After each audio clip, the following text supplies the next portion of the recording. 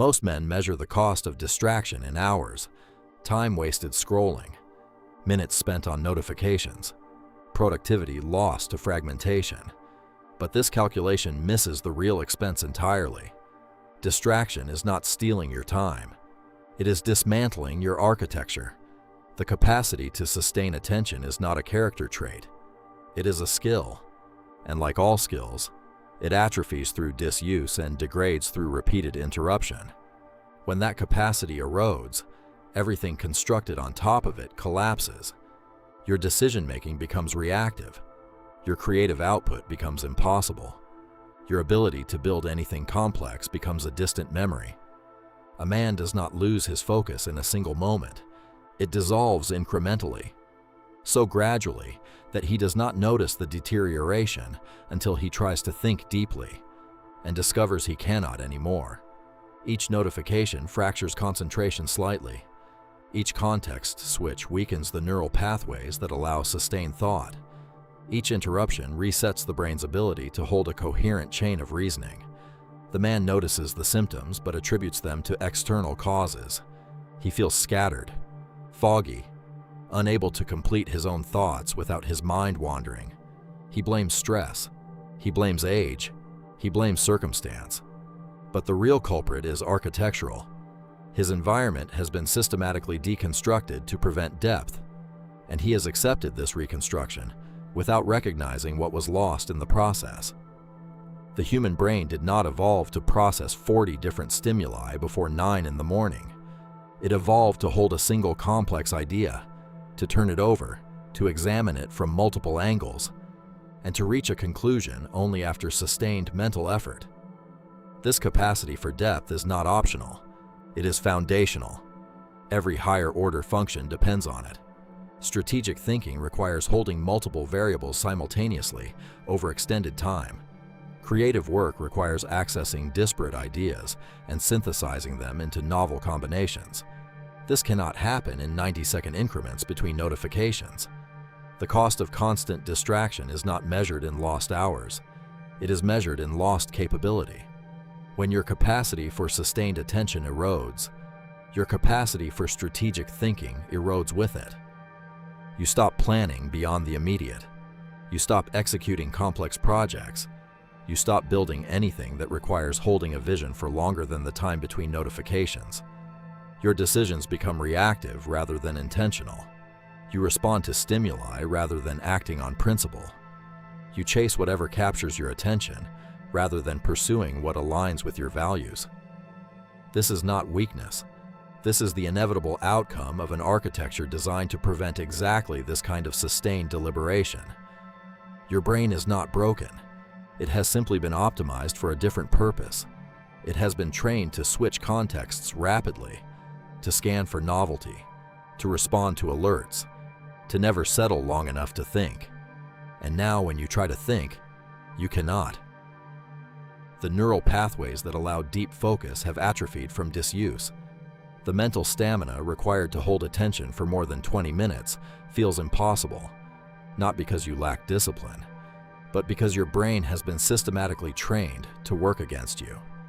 Here is what the erosion of focus actually costs you. Your decision-making becomes fragmented.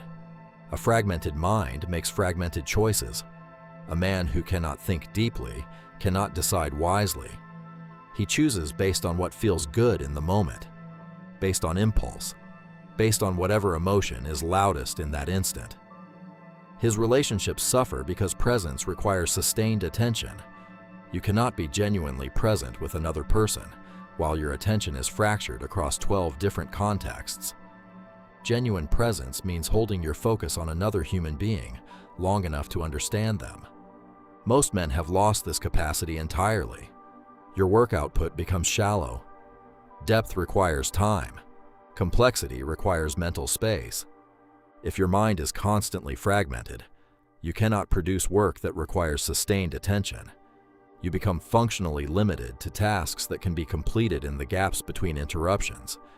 Your creative capacity collapses because creativity is the synthesis of disparate ideas, and synthesis requires holding multiple ideas in mind simultaneously.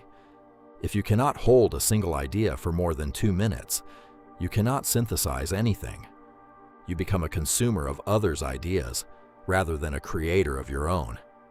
Long-term planning becomes impossible. You cannot plan beyond the immediate because your mind cannot hold a vision for longer than the next interruption. So you stop planning. You react. You drift. You accept whatever comes rather than architecting what should be. Your sense of agency dissolves.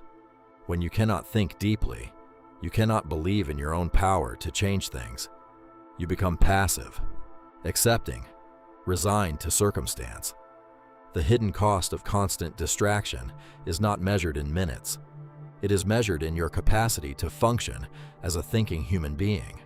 Most men do not realize this until they try to sit in silence for 30 minutes. And they discover they cannot. The discomfort is not boredom. It is withdrawal. Your brain has been conditioned to expect stimulation at intervals shorter than the time it takes to complete a single thought. When that stimulation stops, your brain panics. It reaches for something, anything, because it has been trained that silence means something has gone wrong. This is not a time management problem. This is a neurological one. The solution is not better productivity systems. The solution is the restoration of your capacity to think. And that restoration does not happen through motivation.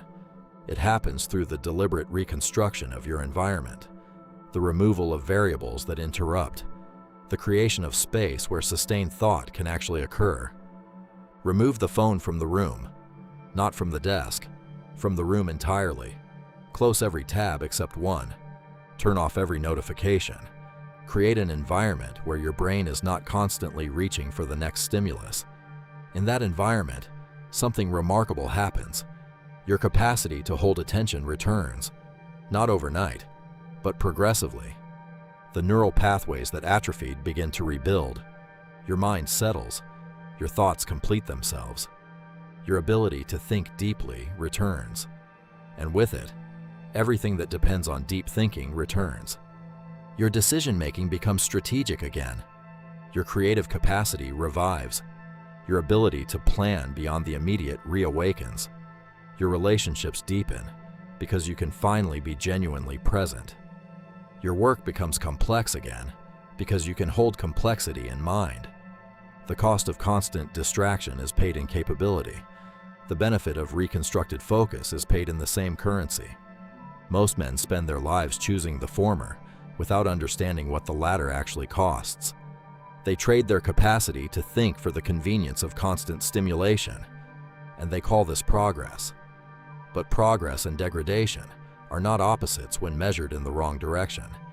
Your brain is not a resource to be optimized for distraction. It is the primary instrument through which you experience and shape your life. When it is fractured, your life is fractured. When it is whole, everything becomes possible again. The hidden cost of constant distraction is not time. It is you. Restore your capacity to think. Master yourself. Command your life.